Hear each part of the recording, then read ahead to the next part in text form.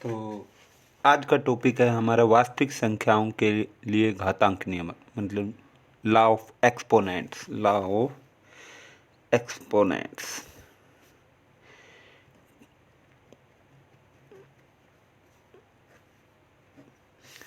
तो कहने का मतलब क्या है, पहले हम कक्षा में पढ़ चुके हैं, पिछली कक्षा में ए, एम और एन प्राकृत संख्याएं हैं।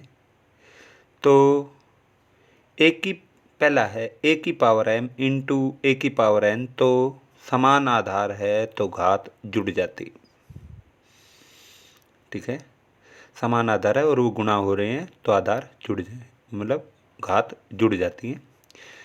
इसी तरह से दूसरा है ए की पावर एम, टोटल की पावर एन तो पावर गुणा हो जाएगी ए की पावर एम एन।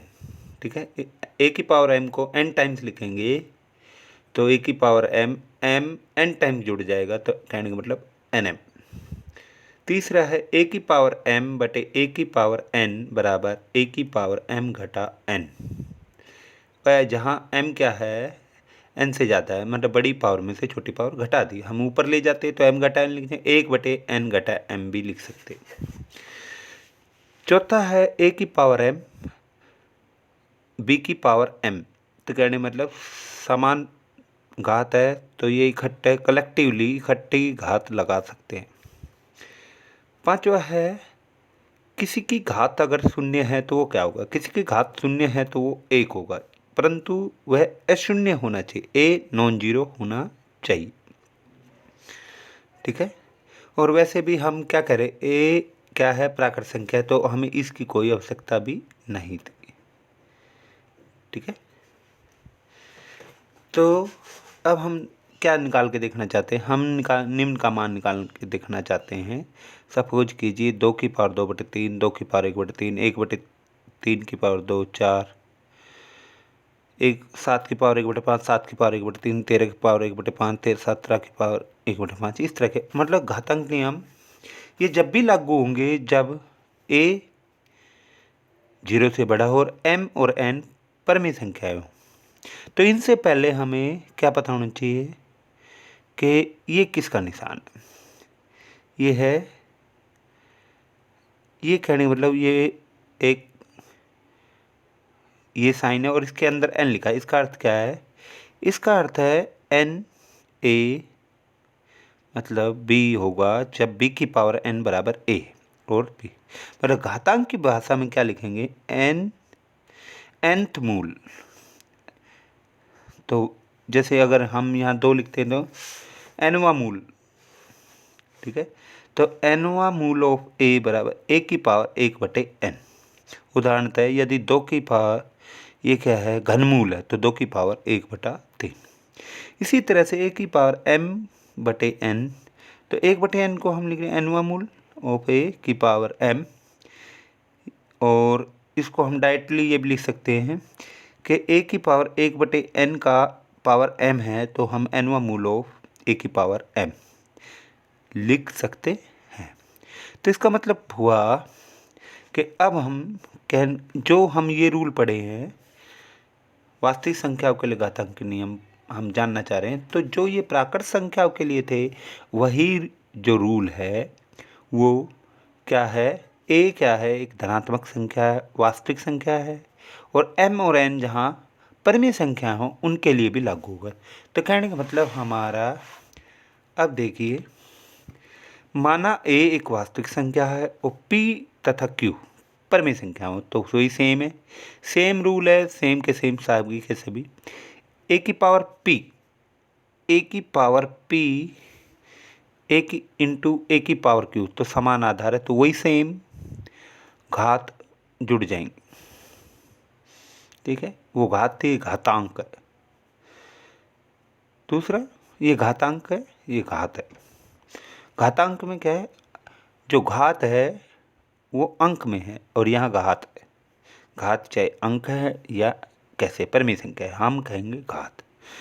घात और घातांक में बहुत फर्क है। घातांक मतलब प्राकृत संख्याएं हैं या मतलब हम कहेंगे पूर्णांक है। तो ए की पावर पी की पावर क्यू, तो ये आपका ए की पावर पी क्यू हो जाएगा। तीसरा है ए की पावर पी बटे ए की पावर क्यू, तो ए की पावर पी माइनस क्यू। पांचवा है ए की पावर पी बी की पावर पी, तो क्या अगर टोटल हम लिख सकते हैं, समान पावर है तो ए बी की पावर पी हम लिख सकते हैं। पांचवा, किसी ए की पावर 0, तो हम पहले भी कर चुके हैं, वो सेम है।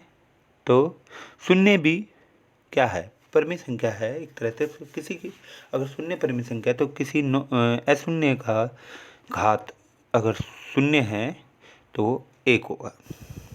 अब देखिए उदाहरण 21 में इनका मान निकालना है, तो ये क्या होगा, तो 2 की पावर 2/3, 2 की पावर 1/3, तो पावर जुड़ जाएंगी, 2/3 जमा 1/3, तो क्या होगा, 3 लघुत्तम आ गया, 2 जमा 1, 2 की पावर 3/3 करने का मतलब 2 की पावर 1 बराबर 2।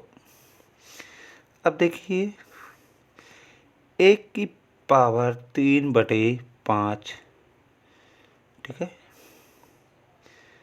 तो 3 की पावर हम क्या लिख सकते हैं, 3 की पावर घटा 5 की 4, तो कहने 3 की पावर घटा 5 गुणा 4 घटा 20, 1/3 की पावर 20, ऐसे भी लिख सकते हैं। अब देखिए 7 की पावर 1/5, 7 की पावर 1/3, तो तीसरी जो आइडेंटिटी है,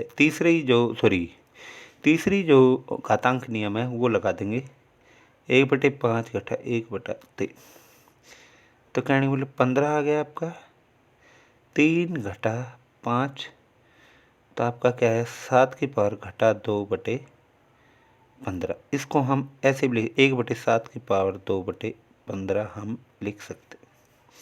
अब देखिए समान आधार नहीं है परंतु घात समान है, तो हम लिख सकते हैं 13 गुणा 17 की पावर 1/5, तो कहने मतलब 13 7 91 हासिल है, 13 कम 13 9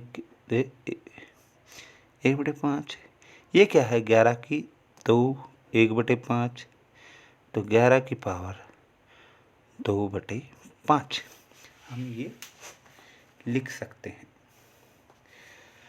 अब इसी के बेस पे जो इन्हीं जो घात नियम है, ठीक है, तो इनके ऊपर ही हमारा क्या है, इन्हीं के बेस पे हमारी जो अगली प्रश्नावली है जिसको कि हम करेंगे, तो देखिए बहुत ही आसान है। पहला जो क्वेश्चन है 64 की पावर 1/2, 64 क्या है, 2 की 6 की पावर 1/2, तो 2 की 6/2 हो गया, 2 की 3 बराबर 8। अगला देखिए 32 क्या है, ये 2 की पावर 5 है, 1/5, तो 5 गुणा 1/5 कहने में 2 की पावर 1 बराबर 2।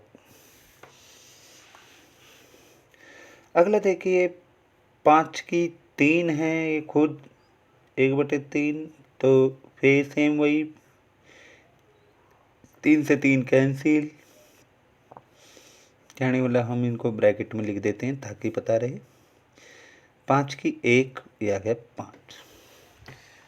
अगला देखिए दूसरा भी क्वेश्चन सेम इसी तरह ही है, सारे ही क्वेश्चन इसी तरह से हैं।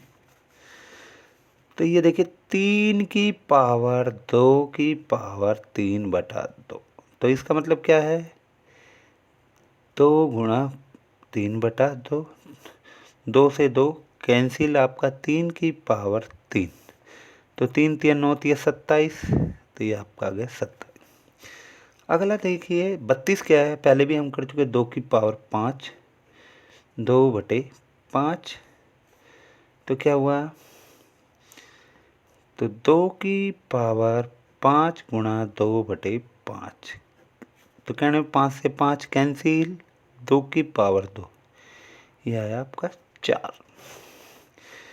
अगला देखिए 16 की 3/4, तो 16 क्या है 2 की 4, 3/4, 2 की 4 गुणा 3/4, 4 से 4 कैंसिल, 2 की पावर 3, ये आ गया आपका 8। अगला देखिए 125 क्या है, इसका अगर हम करते हैं तो 5 की 3 है घटा 1/3, तो कहने 5 की 3 गुणा घटा 1/3, 3 से 3 फिर कैंसिल, आपका 5 की पावर घटा 1, कहने का मतलब 1/5 आ गया। ठीक है, बहुत ही आसान है। अब देखिए तीसरे क्वेश्चन में समान आधार है, पावर जुड़ जाएंगी, तो 2/3 जमा 1/5 क्या हुआ, लघुत्तम आ गया 15, 3 5 15, 5 दूनी 10, 5 3 15, 1, तो कहने में 2 की पावर 13/15। अब देखिए 1 की 7/3 की 3 की 7, कहने का मतलब 1 की 7/3 की 21, कहने मतलब 1/3 की पावर 21। अब देखिए 11 की 1/2/11 के, तो कहने 11 की 1/2 घटा 1/4, ऐसे हम लिख सकते हैं। तो 11 4 आ गया, 4 घटा 2, सॉरी 2 घटा 1, तो कहने मतलब 11 की पावर 1/4, ये आ गया हमारा। अगला देखिए 7 गुणा 8, तो घात समान है, 7 गुणा 8 की पावर 1/2, तो कहने 7 8 56 की पावर 1/2, आप इसको ऐसे भी लिख सकते हैं। तो बहुत ही आसान है। तो इस तरह से आपका प्रथम अध्याय समाप्त हुआ। तो आप समरी भी कीजिए, पर जो पहला चैप्टर है उसका समरी भी आपको करना है। तो बहुत ही आसान तरीके से हमने किया है, बहुत ही आसान टॉपिक था समझने के लिए। Thank you. तो आप इसको जरूर करें।